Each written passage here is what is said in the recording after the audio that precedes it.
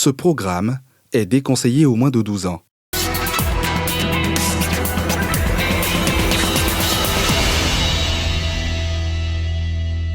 L'image était tellement forte.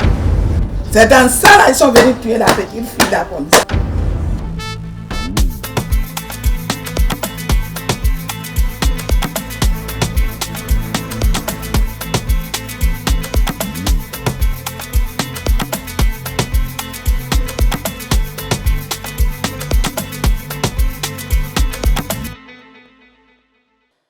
Ce 27 novembre, dans cette partie du pays, un silence glacial a remplacé l'ambiance habituelle. Carrefour stratégique du Sud, la ville de Ndossi est en deuil. Elle pleure l'un de ses visages les plus doux. Davila, une élève âgée de 12 ans, dont le sourire timide incarnait pour beaucoup la paix et l'innocence. Choriste engagé au sein de sa paroisse, Davila partageait son quotidien entre l'église, l'école et ses rêves d'enfant. Une vie rongée, portée par la foi et l'espérance. Mais le soir du drame, ce destin promoteur a brutalement basculé dans l'horreur. Sur le chemin du retour de l'église, l'innocence a croisé la barbarie. Au petit matin, la découverte macabre de son corps a bouleversé et plongé dans la stupeur toute la communauté. Focus Faits divers vous plonge au cœur de cette histoire, aux multiples zones d'ombre.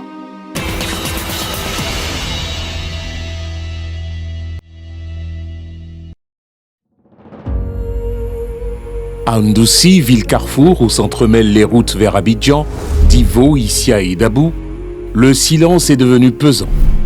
On y connaissait Davila, 12 ans, une jeune élève en classe de 4e, décrite par tous comme l'incarnation de la douceur, une camarade timide et sympa, qui ne répondait jamais aux insultes, une fille discrète qui passait avec un simple sourire en guise de bonjour. Ils sont venus nous trouver ici. Le monsieur est Dida, la femme est Godé, Baoulé. Donc moi j'ai pris la femme comme ma fille. La petite fille ici, en tout cas, si je dis qu'elle fait vrai, qui crie. À la maison ici, en tout cas, rien. Matin comme ça, mais quand elle passe comme ça, elle me dit bonjour même, elle a un problème. Je dis Davila même, dans ces 2 jours là aussi, tu ne dis pas bonjour à quelqu'un et puis tu passes. Et puis elle rit, elle s'en va. Davila grandit sous l'aile de la paroisse de la Nouvelle-Jérusalem. Choriste passionnée, elle s'épanouit dans les chants de l'église du christianisme céleste. Malgré les déplacements de son père pour le travail, Davila restait ancrée à Ndossi pour ses études et sa foi. Je l'ai vue grandir puisqu'elle est venue avec son père et ses soeurs. Elle a intégré la chorale et elle a grandi au sein de la chorale. Son papa a trouvé un autre contrat à l'épée. Ils sont allés travailler là-bas, donc il est parti avec elle. Et quand c'était le moment d'aller à l'école, comme ça il l'a ramené. Donc lui, il voyage et puis les week-ends quand il peut, il vient. Mais la petite, elle est avec nous. Sa maman est dans le comité des femmes. On l'appelle Maman Defo. Depuis 2 ans maintenant, elle est au sein de la grande chorale. Mercredi 26 novembre 2025, l'insouciance règne encore chez la petite Davila qui rit avec ses amis d'école, planifiant sa tenue pour les fêtes de fin d'année. Le mercredi, on est venu à l'école. Elle a fini à 9h, donc on a resté là. On a causé, quand on a fini de causer. Elle a nous expliqué c'est qu'elle va faire la fête, elle va coller perruque, elle va s'habiller, qu'elle nous serait sapée, que nous on a vu pour lui. Ce soir-là, Davila répète les cantiques jusqu'à 23h30. Le lendemain matin, après la prière de l'aube, le maître de chœur la raccompagne à la maison pour qu'elle puisse se préparer pour ses cours. Dans l'église du christianisme céleste, les heures de répétition depuis que l'église est née, c'est les soirs à partir de 21h30 et ils finissent à 23h30. Ça c'est le chronogramme, puisque samedi, ils n'ont pas cours, donc ils font vendredi soir et puis samedi soir pour préparer les cantiques de dimanche. Jeudi 27 novembre 2025, 19h, Davila s'apprête à retourner à l'église pour les ultimes répétitions pour la fête de la moisson prévue le 14 décembre.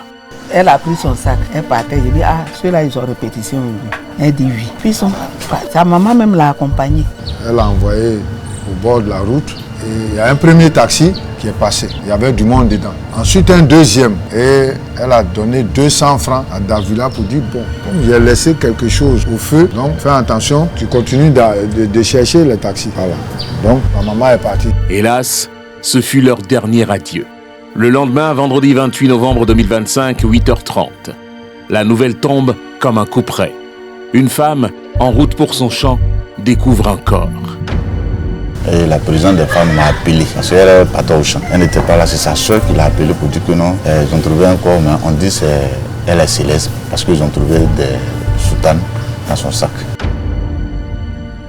Les produits là, oui, c'est là que ça a été retrouvé.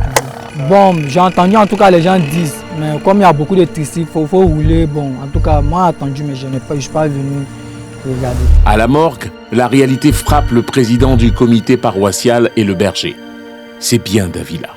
Moi j'étais les gens en larmes et tout ça. L'image était tellement forte que moi je suis sorti. Je ne pouvais pas supporter. À 10h, le commissaire de police de Ndoussi joint par téléphone Clarisse, la cousine de Davila, sans lui donner la raison. Au commissariat, le commissaire lui demande si elle reconnaît un téléphone. La jeune fille, dubitative, le commissaire se résout à lui montrer les images de l'horreur. Clarisse est confrontée à l'insoutenable.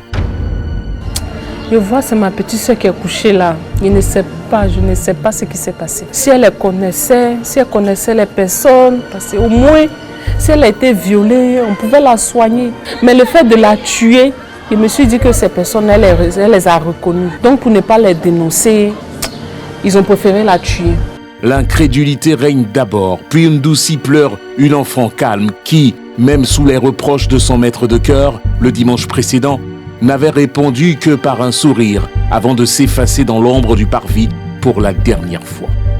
L'annonce du décès de Davila frappe Ndoussi comme un coup de tonnerre. Ça m'a donné beaucoup. C'est comme ça, moi maintenant j'appelle son papa et je lui explique le problème. Lui maintenant il a appelé sa femme pour lui dire on était à la morgue et puis sa femme est venue nous trouver là-bas. Le deuil est insupportable. Ndoussi est dans l'ombre, la ville est entre deuil et psychose. Depuis ce jour, une peur viscérale s'est emparée des habitants. Nous, c'est devenu grave. Nous autres, nous ne sommes pas en sécurité parce que ça fait qu'on est au four au moulin, accrochés à nos enfants. On les accompagne à l'école, on va les chercher, c'est difficile. Il y a les autorités qui sont là. Vraiment, ils n'ont qu'à prendre soin de nous, la population. Sinon, c'est pas bon. Alors que l'enquête policière se poursuit, la rumeur gagne du terrain. Dans la ville, certaines voix désignent les conducteurs de tricycles comme de possibles suspects. Une accusation que ces derniers rejettent fermement. Ils rappellent que leurs engins sont immatriculés, identifiables et régulièrement suivis et estiment qu'il s'agirait plutôt d'agresseurs venus de l'extérieur. Vraiment, à partir de 20h déjà là, tu peux même pas te permettre même d'emprunter un tricycle parce que vraiment ça fait peur parce que tu sais pas à qui tu as affaire. Tu vas monter dans un tricycle, tu sais même pas où le gars peut t'envoyer. Qu'est-ce qu'il peut te faire même d'abord pour pouvoir t'envoyer dans les coins un peu, tu te fais du mal. Donc là, c'est un peu compliqué. Nous on a peur maintenant, on savait que là quand on va vous donner on va tasser au match. Donc j'ai dit qu'on peut nous tuer aussi. Dès qu'ils l'ont tué là, après on dit qu'ils sont les tassements. Ils sont là, ils sont encore tous dans le boucher. On a fait une effort, on les a attrapés. Peut-être que parmi ces gens-là, elle a reconnu quelqu'un. Donc, ne voulant pas se faire dénoncer, il était obligé de passer à l'acte là. Et c'est vraiment déplorable pour nous. On a perdu notre enfance. Chaque tricycle ici de Ndoussi a le numéro derrière, devant même. Ça va être derrière puis devant. On est reconnu par la mairie, par la police. Et on a même les syndicats pour ça. Donc ces gens-là, moi je crois qu'ils quittent ailleurs. Ce n'est pas forcément de Ndoussi ici. Ils viennent en mission.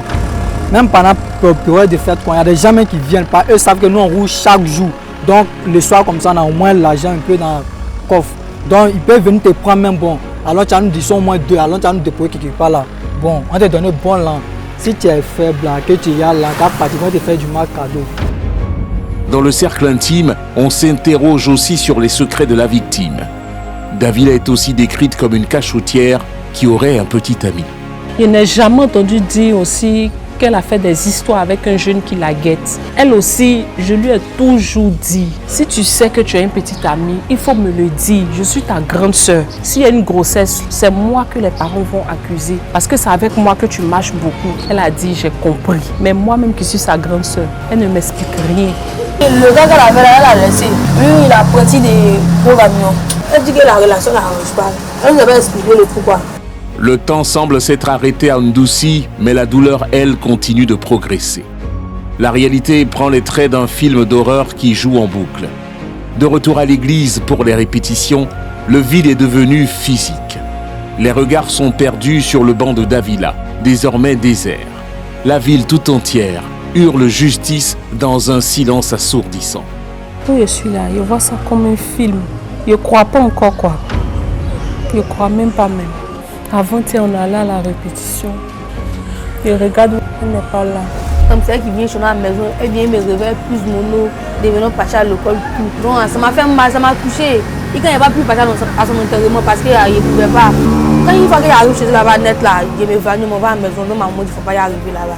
Et quand chez moi, ça me fait toujours m'appeler ici là. Il y a l'impression qu'elle est là. Donc ça me fatigue. Derrière les murs de la maison familiale, c'est une scène de désolation. Le père de Davila, dévasté par la perte de son enfant unique, frôle l'irréparable. Face à lui, la mère est plongée dans une agonie silencieuse, consciente que la chair de sa chair ne reviendra plus et qu'elle ne pourra plus enfanter. C'est un foyer brisé, où les voisins se relaient pour empêcher le désespoir de l'emporter définitivement. Même le monsieur me voulait prendre Philippe pour se tuer. Oui, mettez-vous à sa place. Une seule fille qui n'a pas autre enfant. Et puis elle n'a pas été malade pour lui que tu vas lui payer des médicaments un peu. Un coup comme ça. Pour la maman aussi, c'est la même chose. La maman là, toujours, moi et puis ma soeur là, toujours on est sur elle. Quand elle veut pleurer, pardon. Elle dit, mais comment je peux perdre comme ça? Actuellement, elle ne peut plus faire enfant. Terminé pour elle. Monsieur aussi, non, terminé pour lui. Où alors? Non. C'est dans ça là, ils sont venus tuer la petite fille là comme ça, oui.